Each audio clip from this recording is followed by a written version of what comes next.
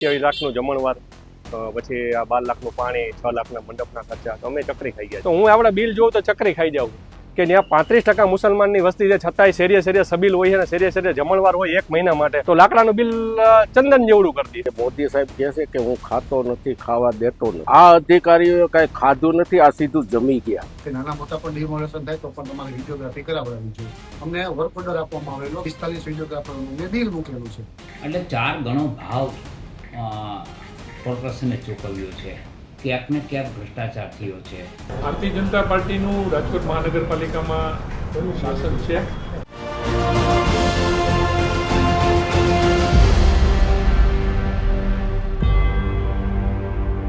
જેમના ઘર ઉજળી ગયા, જેમની આખી જિંદગીની મૂડી એક ઝાટકે રાખ થઈ ગઈ, એ ગરીબોના આંસુ હજુ સુકાયા પણ નથી. ત્યાં જનતાના લોહી પરસેવાના ટેક્સના પૈસા પર ભ્રષ્ટાચારની મિજબાની માણવામાં આવી છે. જી હા, આ છે ક્રૂરતાની પરાકાષ્ઠા. રાજકોટના જંગલેશ્વરમાં જ્યારે ગરીબોને બેઘર કરવામાં આવી રહ્યા હતા, ત્યારે કેટલાક અધિકારીઓ અને કોન્ટ્રાક્ટરોએ ગંભીર અને સંવેદનશીલ માહોલમાં પણ કમાણી કેવી રીતે કરવી તેની ગણતરીઓ માંડી રહ્યા છે. કરોડો રૂપિયાના અંધાધૂંધ ખર્ચના બિલોએ આજે માનવતાને શર્મસાર કરી દીધી છે. 24 લાખ રૂપિયાનું વિડીયોગ્રાફીનું બિલ અને પાણીની બોટલોમાં થયેલી લૂંટ આ બતાવે છે કે સત્તાના નશામાં ચૂર તંત્રને ગરીબોની આંતરડી દુભાવવાનો કોઈ ડર નથી. રાજકીય મોરચે પણ હવે તપાસની માંગ ઉઠી છે. પણ શું છે આ સમગ્ર અહેવાલ, એ જાણતા પહેલા લલકા ન્યૂઝ લાઈક, શેર અને સબસ્ક્રાઇબ જરૂરથી કરજો. નમસ્કાર, લલકા ન્યૂઝ સાથે હું રિયા રાવ.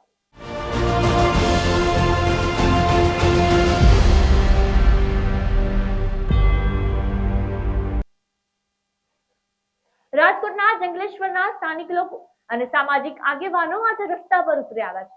લોકોનો આક્રોશ સાચો છે અને એમની દલીલ કાળજુ કંપાવી દે તેવી છે. સ્થાનિકોનું કહેવું છે કે જ્યારે કોરોના કાળની ભયાનક મહામારી હતી, લોકડાઉન હતું, ત્યારે સેવાભાવી લોકોએ સતત 45 દિવસ સુધી રોજના 2 થી 3 હજાર લોકોને જમાડ્યા હતા અને આખો ખર્ચ માત્ર 7.5 લાખ રૂપિયા થયો હતો.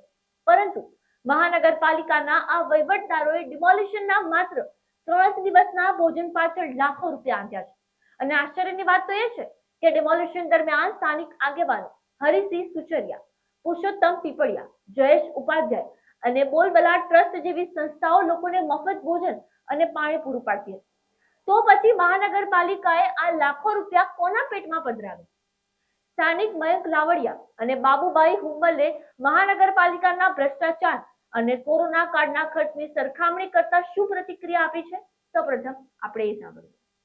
રોજ નવું આવે છે. 27 લાખનું જમણવાર, પછી આ 12 લાખનું પાણી, 6 લાખના મંડપના ખર્ચા, તો અમે ચકરી ખાઈ ગયા છે. કેમ કે આ જ્યારે આ ડિમોલેશનનો ટાઈમ હાલતો હતો ને, ત્યારે અઢળક સેવાભાવી સંસ્થાઓ સેવા માટે આપવા માટે આવી હતી. જેમ કે હરિસિંહ કરીને છે ગુરુદ્વારવાળા, એની 4500 ખાલી પાણીની બોટલ આવી હતી અને 3000 કીટ જમવા માટેની આવી હતી. ત્યાર પછી SS કરીને ગ્રુપ હતું ભાવનગરનું, એની છોટા હતી ને એક ખટારો ખાલી કીટ આવી હતી. ત્યાર પછી બાબરિયામાં કરીને ગ્રુપ બહુ મોટું હાલે છે, જનતા ગ્રુપ કરીને, મુન્નાભાઈ કરીને, એ બધાએ પણ ખૂબ મોટી એની 3 દિવસ ફ્રૂટની ગાડી આવી હતી. સતત બોલબાલાવાળા જમવા માટે ડેઈલી હતા. લાઇટ વહી ગઈ હતી 23 તારીખથી, તો ઠેઠ લગભગ 26 તારીખ લગીને બોલબાલાવાળાની ગાડી જમવા માટે અહીંયા હતી. તો હું આપણે બિલ જોઉં તો ચકરી ખાઈ જાઉં કે પાણીના 12 લાખ રૂપિયાના બિલ થાય અને ઓલા લોકો જમાડે એના બિલ નથી થતા. વિનુભાઈ દવાએ લગભગ કાલની બાઇટમાં બહુ સારી બાઇટ આપી કે ભાઈ હું ચકરી ખાઈ ગયો કે આવડા બિલ હોય. અને આપણે સૌરાષ્ટ્રમાં રહી ભલામણા ખાલી એટલું કીધું હોય કે પાણી પીવું હોય એટલે કોઈ પણ અધિકારીને પાણી હું જમાડી હોત નથી. આ વિસ્તાર એ રીતનો છે જ્યાં હિન્દુ અને મુસ્લિમ પહેલેથી વર્ષોથી રહેતા હોય. 65% હિન્દુ રહે, 35% મુસલમાન રહે. મેં અગાઉ પણ ઘણી વાર તમને કીધું છે કે જ્યાં 35% મુસલમાનની વસ્તી છે, છતાંય શેરીએ શેરીએ સબીલ હોય અને શેરીએ શેરીએ જમણવાર હોય 1 મહિના માટે. જો એ પીછે પાણી નથી કરાવતા ખવડાવવામાં, બરાબર 7મ 8મમાં જમણવાર ચાલુ હોય આયર સમાજમાંથી. આ આપણે સૌરાષ્ટ્રની વાત કરીએ તો ચોટીલા હાલીને જાય, દ્વારકા હાલીને જાય, તો નાકે નાકે માણસો ખવડાવવા ઊભા હોય અને ત્યાં ખવડાવવાના જો સરકારને આવડા બિલ થતા હોય તો એ ચકરી ખાઈ જાય. તો આ તો સારું કહેવાય નથી થતું. બાકી 1000 માણસો કોઈ નો કરે નારાયણ ને 1000 માણસો મરી ગયા હોય અને જો પબ્લિકને નહીં ને આ લોકોને જો અગ્નિદાહ દેવાનું થયું હોય તો લાકડાનું બિલ ચંદન જેવડું કરી દે. કૌભાંડ થયું છે એમાં મને તો એવું લાગે છે, જે મોદી સાહેબ કહે છે કે હું ખાતો નથી, ખાવા દેતો નથી, બરાબર, પણ આ અધિકારીઓએ કઈ ખાધું નથી, આ સીધું જમી ગયા. હું ખાવાને બદલે જમવાનું ચાલુ કરી દીધું. અમે પણ કોરોના કાળ વખતે અહીંથી 2000-3000 માણસોને પર ડે 44 દિવસ જમાડ્યા. 44 દિવસ. હું એના બિલ જોતા હોય તો હું રજૂ કરી હતી. હવે અમારે 44 દિવસ 3250 થી 3000 માણસને જમાડવાનું બિલ 7 લાખનું છે. 7,45,639 રૂપિયાનું. એ 3 દિવસ હતા, અમે 44 દિવસ જમાડ્યા છે. તો આ વિવાદ માત્ર ભોજન પૂરતો સીમિત નથી. ડિમોલિશન દરમિયાન કરવામાં આવેલી વિડીયોગ્રાફીનું બિલ અદદ 24 લાખ રૂપિયા આવ્યું છે. જી હા, અને આ મામલે વિડીયોગ્રાફીના કોન્ટ્રાક્ટર હિતેશ ભાયાણીએ સફાઈ આપતા શું જણાવ્યું છે એ સાંભળીએ એમના જ શબ્દોમાં. મારે પેઢીનું નામ છે બાલાજી વિડીયો અને અમારે રાજકોટ મહાનગરપાલિકાનો 17/6/2024 રોજ અમારા કોન્ટ્રાક્ટ પાસ થયેલો અને એ 2 વર્ષનો કોન્ટ્રાક્ટ હતો, જે આ મહિને પૂરો થયો છે. સુપ્રીમ કોર્ટની ગાઈડલાઇન્સ મુજબ જ્યારે પણ આવું ડિમોલેશન થાય, ઇલેક્શન થાય કે એક્ઝામ લેવામાં આવે ત્યારે વિડીયોગ્રાફી ફરજિયાત કરવાની સૂચના સુપ્રીમ કોર્ટની છે કે નાના મોટા પણ ડિમોલેશન થાય તો પણ તમારે વિડીયોગ્રાફી કરાવડાવવી જોઈએ. એ અંદાજે જ્યારે અમને 19/6/2024 ના રોજ 26 ના રોજ અમને વર્ક ઓર્ડર આપવામાં આવેલો કે અમારે 21 તારીખે 45 વિડીયોગ્રાફર, 22 તારીખે 45 વિડીયોગ્રાફર અને 23 તારીખે 72 વિડીયોગ્રાફર દેવાના છે. એ પ્રમાણે અમે લોકોએ ત્યારે 21 તારીખે રાજકોટમાં લગ્નગાળો ખૂબ હોવાથી રાજકોટમાંથી એક પણ વિડીયોગ્રાફર મળેલ નહીં. અમારા બહારગામથી મેં 50 વિડીયોગ્રાફરો મારા ખર્ચે મંગાવેલા. એને ત્યાં રહેવાનું, ખાવાનું, પીવાનું બધી વ્યવસ્થા મેં કરી દીધેલી. એમાંથી મેં 45 વિડીયોગ્રાફરો ચડાવેલા. 45 વિડીયોગ્રાફરોનું મેં બિલ મૂકેલું છે. 21 તારીખે 45 વિડીયોગ્રાફર, 22 તારીખે 45 વિડીયોગ્રાફર, 23 તારીખે 93 વિડીયોગ્રાફર, 24 તારીખે 93 વિડીયોગ્રાફર, 25 તારીખે 13 વિડીયોગ્રાફર, 26 તારીખે 13 વિડીયોગ્રાફર અને 27 તારીખે મેં 3 વિડીયોગ્રાફરની સેવા પૂરી પાડવામાં આવેલી. અને એ દરમિયાન જે કઈ હતા એક વિડીયોગ્રાફરો 10-10 કલાકની કામગીરી હોય છે. અમારે જ્યારે પણ નાના મોટા કાર્યક્રમો હોય છે 2-3 કલાકનું કામગીરી હોય છે. એ પ્રમાણે અમારા ભાવ પ્રસાર થયા હોય છે. અને કોર્પોરેશને જે ટેન્ડર પાસ કરેલું હોય એ મુજબના અમારા ભાવ બિલ બનાવવાના હોય છે. અને એથી ઓછું કે વધારે બિલ બનાવી નથી શકતા. અને બીજા નંબરમાં જ્યારે પણ આજે મેં ડિમોલેશનની કામગીરી કરેલી ત્યારે વિડીયોગ્રાફરોને ચૂકવવા માટે પણ મારે પોતાને મારો ફ્લેટ ગીરવે મૂકી અને 25 લાખ રૂપિયાની મેં લોન લીધેલી છે, જેના હપ્તા આજ સુધી ભરું છું. આ પૈસા મને એપ્રિલ કે મે મહિનામાં મને મળેલા છે. એપ્રિલના સ્ટાર્ટિંગમાં, એપ્રિલના એન્ડમાં મૂકેલા છે. આજ દી સુધી હજી સુધી કોઈ પૈસા હું બેંકમાં ભરું છું પણ ટાઈમ નથી મળ્યો મને કે હું લોન પૂરી કરી શકું.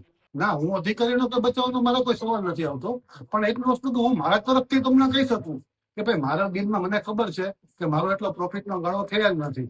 તો અધિકારીઓને ખબર છે કે ભાઈ આ હિતેશ છે એનું ઓથેન્ટિક બિલ છે કે આની પાસે તે પૈસા માગી શકાય એવું પણ નથી. અને હું મેં આપ્યા, કોઈ માંગ્યા નથી મારી પાસે અને મેં કોઈ આપ્યા નથી. તો પછી મારે અધિકારીને બચાવવાનો કોઈ સવાલ નથી આવતો. તો મેં પૈસા આપ્યા હોય નો બચાવતો હું તો ઠીક છે. આજે હું મીડિયા સામેથી આવ્યો છું કારણ કે ભાઈ મને ખબર છે કે ભાઈ બધા મીડિયામાં એવું છે કે ભ્રષ્ટાચાર કરે છે. મેં નથી કર્યો તો મારે છુપાવવાની કઈ જરૂર નથી. હું સામેથી જ આવું, સામેથી આવી છું. તો બીજી તરફ પાણીની બોટલોના ખર્ચમાં પણ મસ્ત મોટો ભ્રષ્ટાચાર થયાના આક્ષેપ આવ્યા છે. સામાજિક આગેવાન પુરુષોત્તમ પીપળિયાએ કર્યા છે. હરિસિંહ અને પુરુષોત્તમ પીપળિયા સાથેની જે વાતચીત છે, ટેલિફોનિક વાતચીત, એ ઓડિયો ક્લિપ પણ સોશિયલ મીડિયામાં વાયરલ થઈ છે. શું છે ઓડિયો ક્લિપ એ સાંભળીએ. હું ફોટા બતાવું. કેટલા 200 ml ની ને 200 ml જ હતી. ત્યાં એ લોકોએ સાહેબ એની કિંમત મારા કરતા બી ઓછી છે. મારી હજી રાઉન્ડ છે ને એ મોંઘી છે. એની ચોરસ બોટલ 200 ml મિલિટરીમાં પડી હતી. હું પાણી ઢોળાવતો હતો ને, મિલિટરી વાળા એ કે અમારી પાસે પાણી આવી ગયો છે. એ કેટલાની કિંમત ગણાય? 2 રૂપિયા. 2 રૂપિયા. છોડો ને તમે. અને આપણી બોટલ નહોતી. મારે 500 ml નહોતી. હે બોલો 500 ml નહોતી. કઈ નહોતી?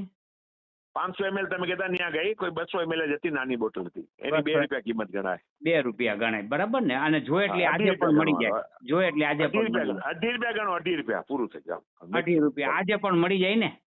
જોઈએ એટલી. અને આપણે જે દીધી બોટલ, ગોળ બોટલ, આપણે 5000 બોટલ આપણે દઈ આવ્યા, બરાબર ને? એની 2.5 રૂપિયા ગણો. બસ 2.5 રૂપિયા મેક્સિમમ. 2.5 રૂપિયા મેક્સિમમ ને? આજે પણ આપણે જોતી હોય એટલી આપી શકીએ ને? તમે કયો 1 લાખ બોટલ હું આપી દઉં. બોલો, બરાબર ને? 1 લાખ બોટલ હમણાં મોકલી દઉં. હા, 2.5 રૂપિયા. બોલ, હુકમ કરો. 200 ml 2.5 રૂપિયા. સારું પ્લાસ્ટિક આપણે સારું, જે ગોળ આપી. રાઉન્ડ બોટલ, રાઉન્ડ ફોટો મોકલું તમને. હાલો, બરાબર. અને ઓલી બોટલ મોકલો. હતી ચોરસ હતી, એ થોડુંક નબળું પ્લાસ્ટિક. એ થોડું નબળું હોય, ચોરસ કોમન છે. એ બોટલ સસ્તી છે થોડી, 20 પૈસા સસ્તી છે બોટલ. એટલે સાહેબ એક સમજાવો, પાણીની કિંમત નથી આમાં, કોઈ બોટલની કિંમત છે. જેટલી બોટલ ઊંચી હા, એટલી મોંઘી. બસ, હા.